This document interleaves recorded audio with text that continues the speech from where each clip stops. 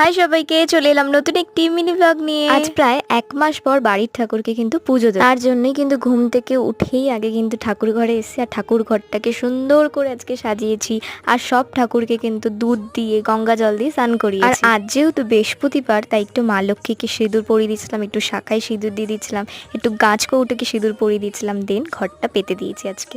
তারপর একটুখানি জল শঙ্খ দিয়ে আরতি করে নিলাম। আর এবার তোমাদের বলি 1 মাস কেন আমরা পুজো করিনি, যেহেতু আমার ঠাকুমা গত হয়েছে তো 1 মাস আমরা ঠাকুর ছুঁতে পারিনি। আমাদের বামন ঠাকুর যেহেতু বলেছিল 1 মাস তোমরা পুজো করতে পারবে না, 1 মাস কোনো জল ঠাকুরকে দিতে পারবে না, তার জন্যই কিন্তু আমাদের 1 মাস পুজো করা হয়নি।